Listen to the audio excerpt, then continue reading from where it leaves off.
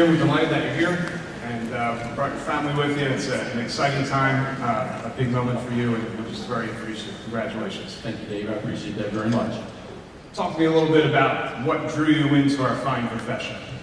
Well, when I was a student at Augustana College, I had a job in the public relations office.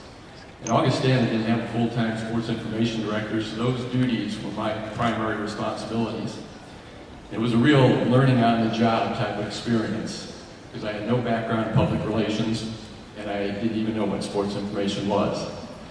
But I did have a very patient and understanding boss in Frank Tleen.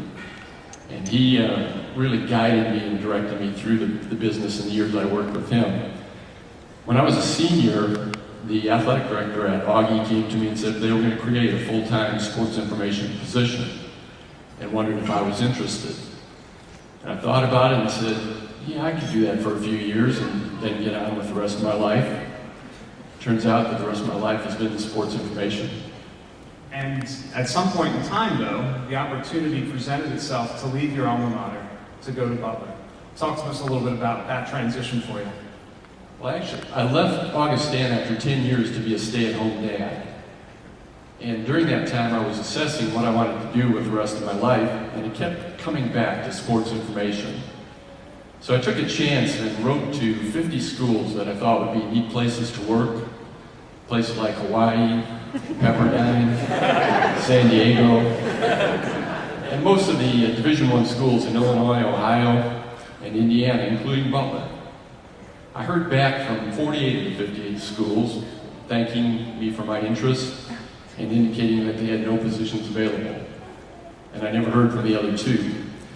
So I figured it was time to come up with a plan B for future life. And just about that time, I got a phone call from Bill Sylvester, the athletic director at Butler, who said that they were creating a full-time sports information position and wondered if I was still interested. And I said I was, and I went over and interviewed, was hired, and just completed my 32nd year there. Finally, what was it like to watch the men's basketball program at Butler just rocket into national prominence? Well, it increased our workload about tenfold, and certainly changed our focus, but it's been extremely rewarding, and it's an exciting time to be a part of Butler Athletics. We no longer have to tell people where Butler is.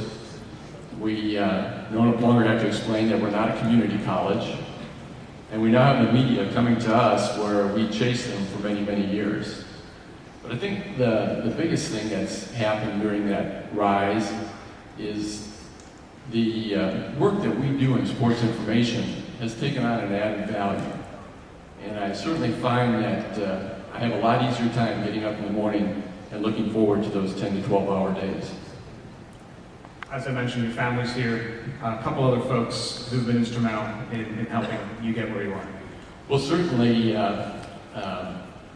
our athletic director at Butler, Barry Collier, is here, and he's really on his second tour with me because he was the head basketball coach at Butler for a number of years, and I had an opportunity to work with him then.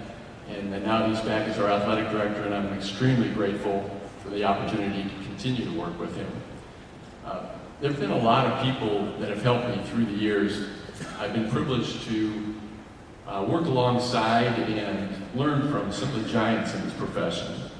People like Mike Moran and Bob Condren, Bill Hancock, Nick Vista, Debbie Jennings and Rick Brewer, Kenny Klein, Pam Flarup, and a guy that I consider a great SID and an even better friend, and that's Claude Felton.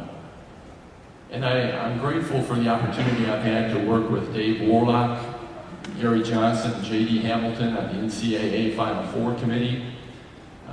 It's an outstanding group of SIDs that includes Claude and Bernie. And I'm grateful to all the people who've helped in my office through the years, really dating back to a young, talented student named Dave Rath, who's gone on to put together a pretty nice career. And right up to our current SID at Butler, Josh Rattray, who's bailed me out more times than I can count. I really feel privileged to have worked with outstanding people in this profession, and I've really taken something from each of them.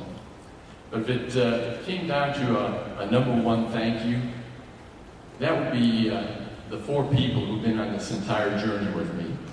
My wife, Judy, and my 3 sons, Chad, and Scott, and Chris.